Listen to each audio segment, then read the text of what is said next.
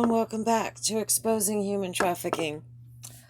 Going back to that picture of Brad Pitt with the pink paint and his writing about all his torment going on inside because he decided to trade me for fame when he made his pact with Satan so that he could become famous because he didn't have the talent to make it on his own. And he handed me over to a coven of Satanists so that they could gang rape me so they could get my virgin blood to write his contract with on July 20th, 1989, at my older stepbrother's house on Lemner Street in Chatsworth, California, because my older stepbrother, George Bermudez Jr., is a human trafficker. You might wonder why he chose pink and that shade of pink. That pink is called Barbie pink. And if you look online for Barbie pink and compare it to the pink that he used, that's Barbie pink.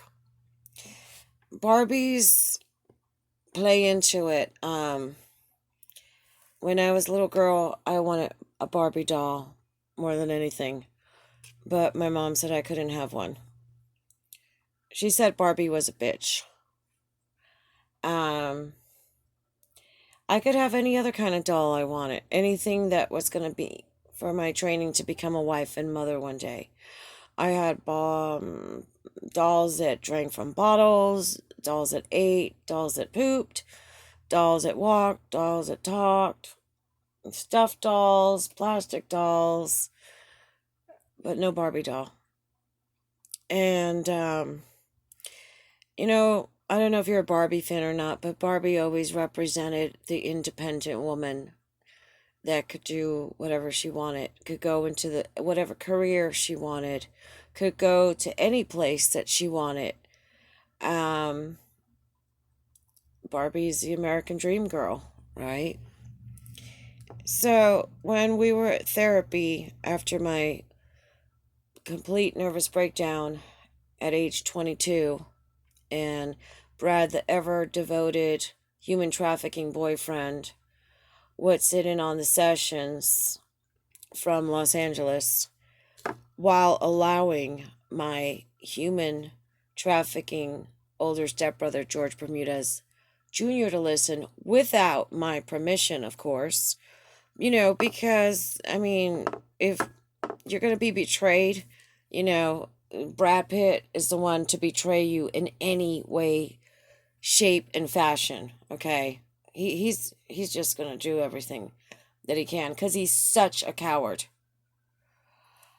I know that my stepbrother intimidates him and he puts up with it, So he knew about the Barbie dolls. And my doctor had said that I should go buy a Barbie doll, but I wasn't ready yet. I still wasn't strong enough. I was dealing with more human trafficking from my stepfather, George Bermudez Sr. I was broken, okay? They controlled everything in my life, and they abused me mentally so badly that I just at times couldn't even think for myself. So later on in 1995, 96, I ended up having to go to therapy again. I started having really bad dreams and sleepwalking because of the abuse that I had been suffering since I was a little baby, basically. For those of you joining, the molesting began at 3, and then at 7 began my career in child pornography with my stepfather, George Bermuda Sr. And I had just finally moved out in, I want to say, 95. And I was finally away from him. And that's when all the bad dreams and everything started happening. When you have a very severe case of PTSD, it's not until you end up in a very safe place that everything starts to bubble up again. And the abuses had continued to go on, not as bad, but I had still been trafficked on my trip to Acapulco, where my stepfather, George Bermudez Sr., let Brad Pitt and George Bermudez Jr. know I was going to Acapulco, where I was staying, and Tom Hickey gang raped me, or raped me rather, and they made more films. So, I mean, I wasn't even safe to go on a vacation that I worked for without them coming to traffic me some more. So my therapist was working with me, and she's disappeared also, by the way. Nobody knows where she is.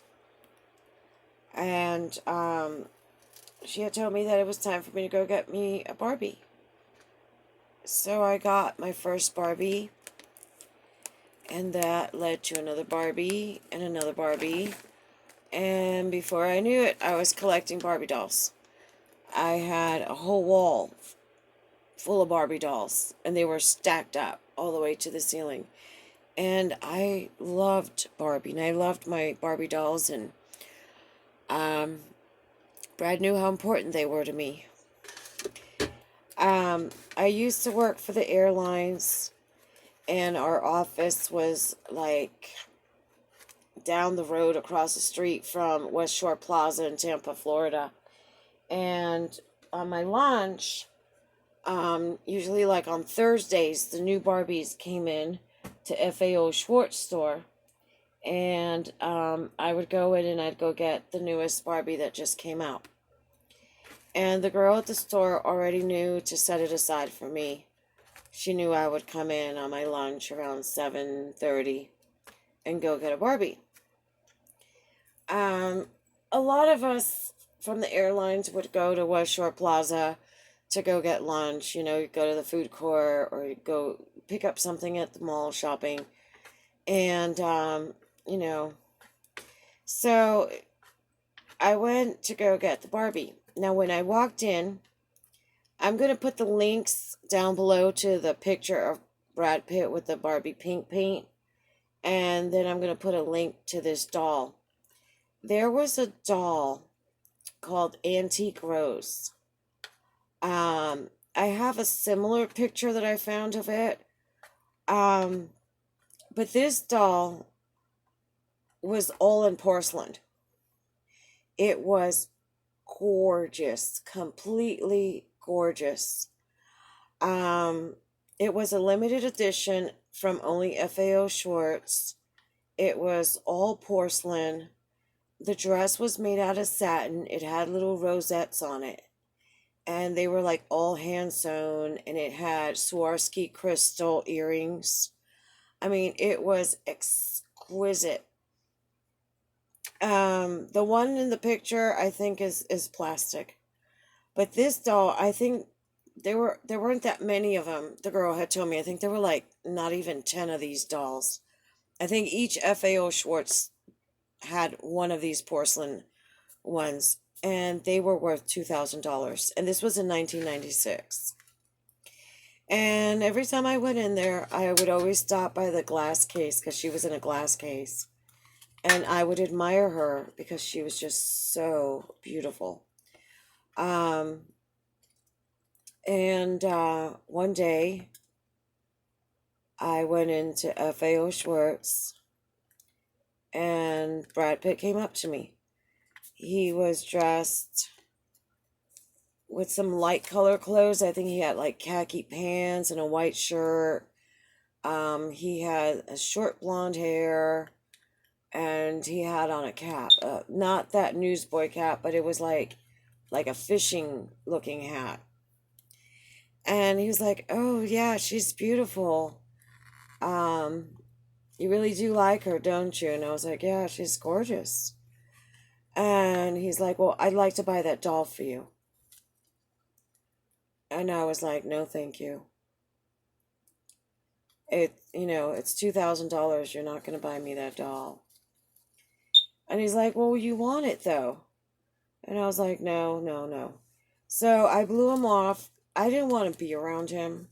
I'll be honest with you. Because he's such a creep and the things that he's done to me, that if I see him, I'm like looking for the closest exit to get away from him. So I, blew him off, and then I walked back to where the new Barbie arrivals were. And, the girl had my two dolls there. And I picked them up, I thanked her, and I went to the cash register to pay for them. And he's like, "Well, if you won't let me buy that doll for you, I'd like to pay for these." And I said, "No." I said, "I pay for my own things. And I don't wait for a man to come and buy me something."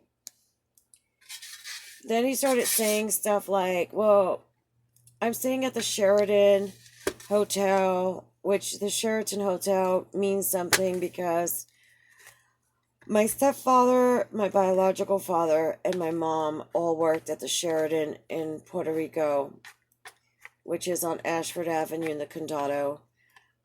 It became the DuPont Plaza Hotel that burnt down, and I don't know what hotel name it has now. Um, so whenever I went somewhere, I would always stay at Sheraton. And so, of course, he said he was staying at the Sheraton, which was on the corner of West Shore Plaza and Kennedy Boulevard in Tampa, right by West Shore Plaza Mall. And I said, "Oh, that's nice." And I took my doll and I left. Well, I ran through the mall to go get something, and then when I was coming back, I saw Brad sitting on one of the benches inside the mall with one of my friends from work. And I said, "Oh, he's talking to her now, so whatever, maybe he knows her too." I went back to work. A little while later, my friend comes in. He had seen me talk to her in the mall because I bumped into her and I talked to her for a few minutes, and then that's when I went into FAO Schwartz. And then after lunch, she comes up to my station and she's like, um, there's this guy named Brad Pitt that he's an actor, and I was watching on a late night show. You don't watch those shows, do you? And I was like, "No." Well, he was saying that he had a girlfriend named so and so, which was my first name, and that he lost her a long time ago, and that he wishes that he could be with her. And I went, "Oh, that's nice." And she says, "Do you think that could be you?" And I said, "No. I was never his girlfriend. I was his victim, his human trafficking victim." And she said, "Well, because he wants to get married, um, and he still has the ring. Because he took the ring back, the engagement ring, after he decided to break it off with me and run off with Gina Davis. After he said that Gina Davis was an old lady after his audition for Thelma and Louise. Probably another publicity stunt to further his career, because that seems to be what his relationships are all about.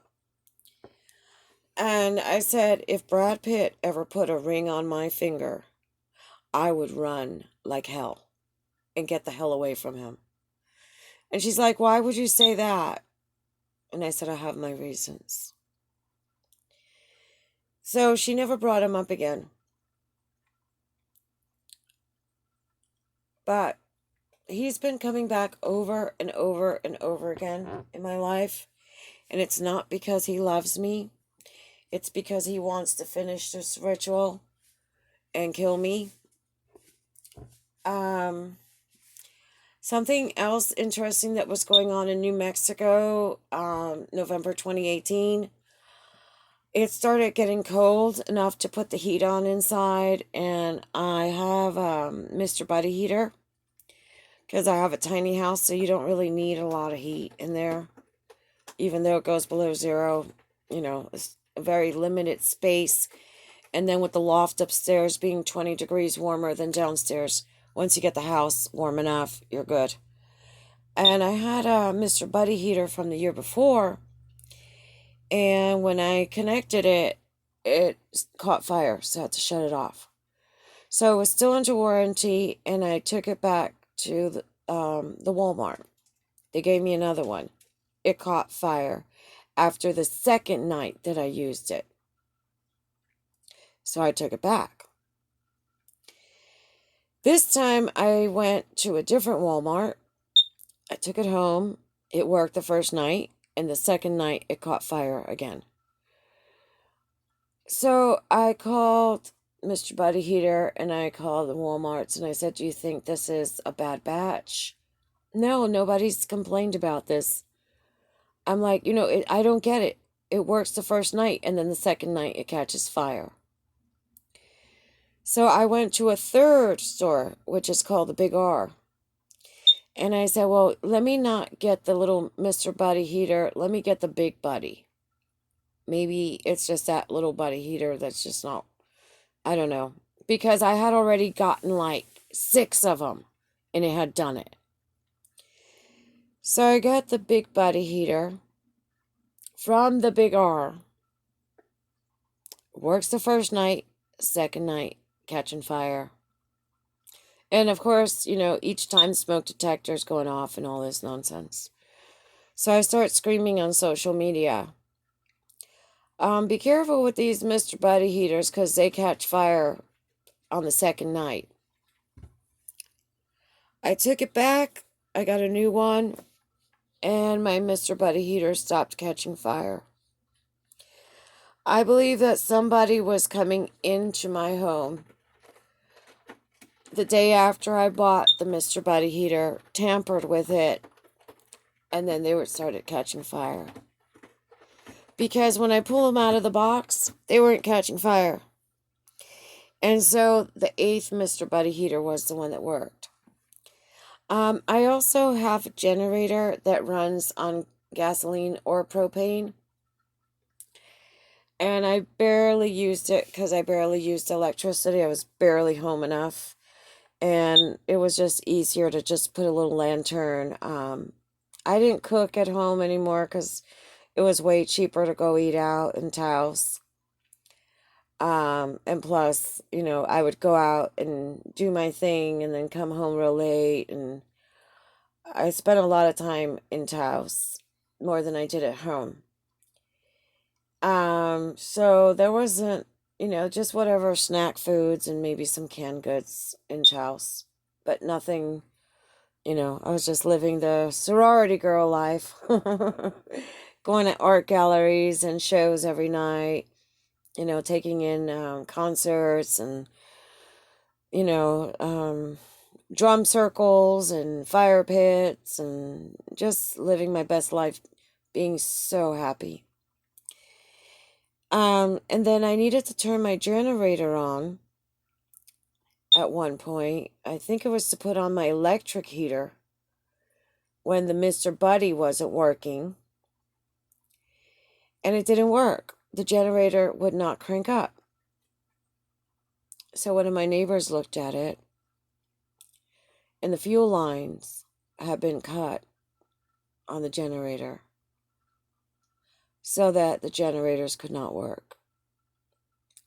Or rather, the generator would not work whether I was using propane or gasoline, and it could have exploded.